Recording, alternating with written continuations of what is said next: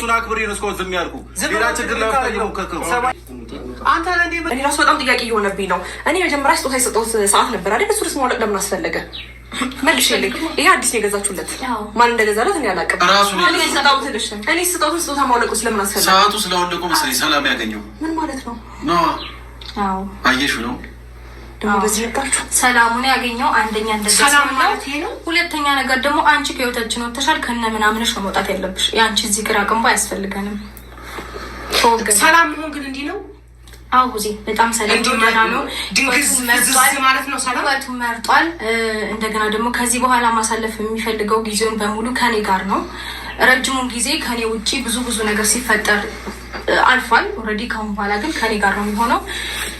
እኔ እና እሱ እንግዲህ በጣም ጥሩ ጊዜና በደንብ ዛሬ ምን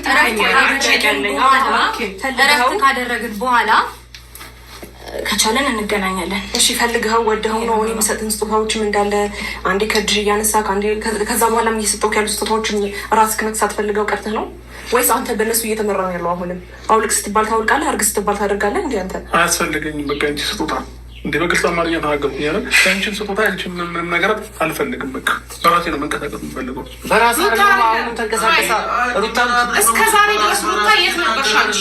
እስቲ ንገሪኝ፣ የት ነበርሽ? ያ ሁሉ ነገር ሲያልፍ ብዙ ነገር ስንል ብዙ ነገር ሲፈጠር እንደዛ ስታደርጊበት የት ነበርሽ? ባልሽን ለመመለስ ምን ያዘሽ? ኦኬ እንደዛ ስታደርጊበት ሳይሆን እሱ የሚያደረገውን ነገር ማሰብ ነበረብሽ። የኔም ብቻ ቁጠሪ። ሲቀጥል ደግሞ እኔም ያደረግኩትን እሱም ያደረገውን ረስቶ ነው ዛሬ በሰላም እየኖርን ነው። ያሰባችሁ አንዴ ስማኝ፣ ገብቶኛል። አንዴ አዳምጥ። እሷም ጥፋተኛ ነበረች፣ እኔም ጥፋተኛ ነበር። ሁለታችንም ይቅርታ ተጠያይቀናል። ያለፈ ነገር ማስታወስ አይጠበቅም። ችግር የለውም። አንዴ ከእሷ ጋር እሺ ተጣልታችኋል፣ ተፋታችኋል። ከዛ በኋላ ከኔ ጋር አዲስ ህይወት ጀመርክ አይደል? አንድ ጥያቄ በስትክክል መልስልኝ። አንተ ልቦና በስትክክል የሚያውቅ ከሆነ ማለት ነው ከኔ ጋር የጀመርከውን ህይወት በእንደዚህ አይነት መንገድ ነው አልፈልግሽም፣ ወደ መጀመሪያ ህይወት ይመለሳለሁ የምትለው በእንደዚህ አይነት መንገድ ነው? በጣም በንግግር የምታመሰው ነበር። በትክክል እንደዚህ አሱ የሚፈልገውን ቀጥታ ከኔ ጋር ህይወት ጀምረሃል። ህይወት መጀመርህንና አንዳንድ ነገሮች እንደምታስታውስ አውቃለሁ። ቤት ድረስ መተህ ፎቶዎችን ስታይ ነበር፣ አለፈ። ኦኬ እንደ ሴት ልጅ ቁጭ አድርገህ እኔም በስትክክል ባትፈልገኝ ነው ባትወደኝ ወደ መጀመሪያ ህይወት መመለስ ብትፈልግ ይሄ ነገር ቤተሰብም ገብቶበት እንደገና ደግሞ በሰፊው እኔ እንደማትፈልገኝና እንደማትወደኝ መንገድ ትችል ነበር አይደል? ግን ደግሞ ትዳራችሁን ፈቶ አዲስ ህይወት እስከጀመርክ ድረስ ደግሞ እዚህ ጋር የጀመርከውን ህይወት ሊያሳስብ ይገባል። ገባህ አይደል? ኖ በግድ አይደለም እያልኩ ያለሁት ግን ደግሞ ለእኔ መንገር ባለብህ ልክ አይደለም የተናገርክ ያለው። አሳማኝ ምክንያት ሰጥተኸኝ ከኔ መለያየት ትችላለህ። ገባህ አይደለ? ግን ጤነኛ እየሆንክ ጤነኛ አይደለም ወይም ደግሞ ሰላም አይደለም ብዬ እያሰብኩት በፍጹም እኔ እንዴት አድርጌ እንድቀበለው ነው የፈለግከው? እንዴት አድርጌ እንድቀበለው ነው የፈለግከው? ሲጀመር ያልገባቸው ነገር ማለት ነው ሩታ።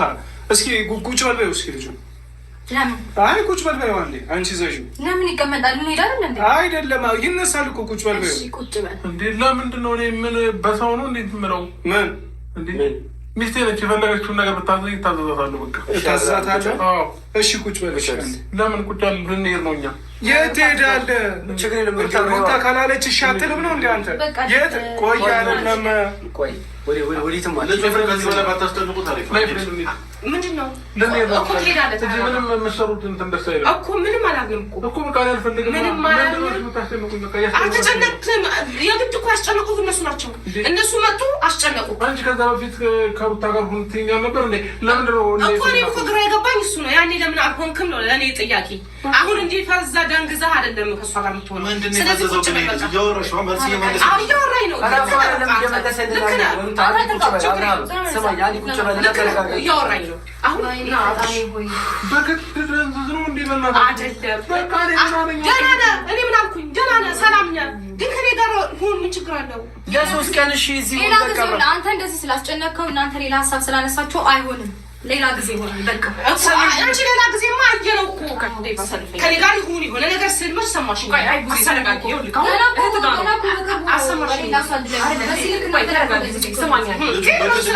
በግድ ልተሰበኝ ጤነኛ ነህ አንተ? ወደ መጀመሪያ ህይወት ተመልሰሃል። ምን ችግር የለውም። እህት ቤት ነው አይደል? ከዚህ ቤት ትመጣለህ፣ ብዙ ሰዓት አሳልፈህ ትሄዳለህ አይደል?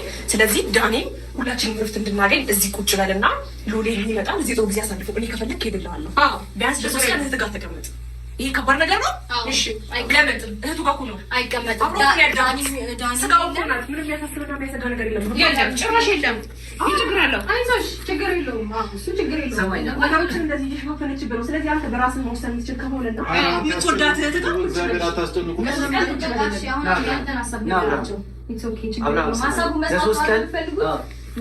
ሩታ አንቺ ልገጁና አንድ ሀሳቡን ይንገር።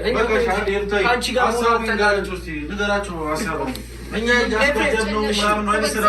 ሀሳቡን ይንገራችሁ። ስማኝ አንድ ነገር ልንገርህ። እኛ ከሩታ ጋር በመሆኑ አለም ችግራችን። እኔ ከሩታ ጋር የፈለገውን ይሁን ከልጅ ከትዳሩ ይመለስ፣ ግን አንዴ ወደ ቀልቡ ይመለስ፣ ወደ ማንነቱ ይመለስ። ቀልቡ ይኸውና እኮ ወዴት ነው ቀልቡ ይመለሰው? ከዚህ በላይ እሺ ቀልቡ ላይ ከሆንክ ማለት ነው። አብርሃም ቅድም ለ3 ቀን እሺ ብለህናል አይደል? አሁን ሩታ ስመጣ ለምን ሀሳብን ቀይር? አላልኩም። እሺ አላልኩም። በግድ እያስገደድከኝ ነበር። እዚህ ትሆናለህ እያልከኝ ነበር እንጂ እኔ እሺ አላልኩም። ማላቅ ነው እንደሚመስል ለምን ነው? እሺ እህት ጋር መሆን አትፈልግም? ለ3 ቀን አልባሪ ሚስት እያለኝ ለምንድን ነው እህቴ ጋር የምሆነው? ለ3 ቀን እረፍት እንድታደርግ ነው ካለህበት ነገር ላይ ነፃ። እኔ መች ተጨነኩኝ አልኩ። ከሚስቴና ከልጄ ጋር ደስ የሚል ህይወት እየኖርኩኝ ነው። አለቀ በቃ። ለምንድን ነው የማትፈቱኝ? በራሱ እንዴ ስንቴ ነው የሚነግርሽ? በራሱ ነው ነዳውለት።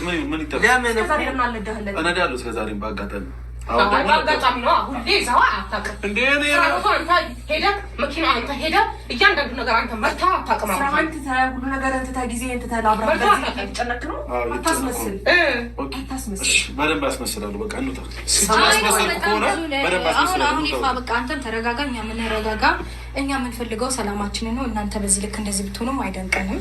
ኦኬ ለመረጋጋት ሞክሩ። ከእናንተ ጋር መገናኘት እንገናኛለን። ማውራት ባለብን ልክ እናወራለን። ከኛ ህይወት የማያስፈልጉ ሰዎች ግን ፊት ለፊታችን ይዛችሁ አትቅረቡ። አንተንም ይጨምራል። ችግር እኮ አይደለም። ቤተሰቡ ብቻ ነው የምትፈልጊው አንቺ፣ እሱ ብቻ ነው የምትፈልጊው። ብቻውን ባይተዋር እንዲሆን ነው የምትፈልጊው። መጀመሪያ ባሌ ይቀድማል። እውነት ለመናገር ባልሽ ቢቀድም ቤተሰብ አለው። እንደዚህ አድርገሽው አይደለም። ትክክለኛው አብርሃም ጋር ሁኚ። እስቲ አንቺ ሴት እስከሆንሽ ከትክክለኛው አብርሃም ጋር ሁኚ። በጣም ብዙ ጊዜ ሴት እስከሆንሽ ትኛለሽ። በጣም ጠንካራ ሴት ነኝ።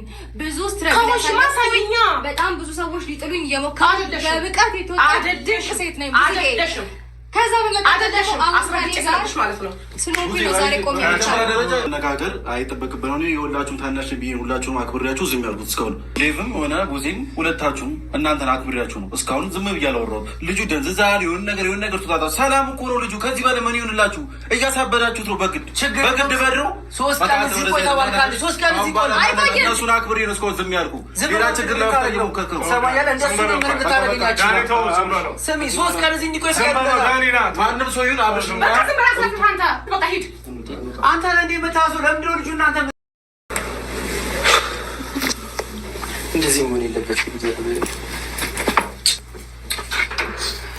እንዴት ነው በዚህ ልክ መድረቅ? በዚህ ልክ እናንተ ያያችሁትን እኔ ያዩትን ማየት የሚከብደው እንዴት ነው? ከእሷ ጋር ተባብሮ በዚህ ልክ ሲጀመር እኔ አሁን ሲገባኝ የፍሬም በራሱ አንዳንድ ይሄ ምንድን ነው ተሰራ ድግምት ምናምን የምትሉት ነገር እኔ የእውነት እያመንኩ ነው መሰለኝ። ኤፍሬምን በራሱ የሆነ ሳይሆን አይቀርም እንደዚህ በዚህ ልክ ሊከራከር ወይ በዚህ ልክ ጭራሽ ከእኛ ጋር ሊጣለ የሚደርስበት ምክንያት በፍጹም ሊገባኝ አልቻለም። እንዴት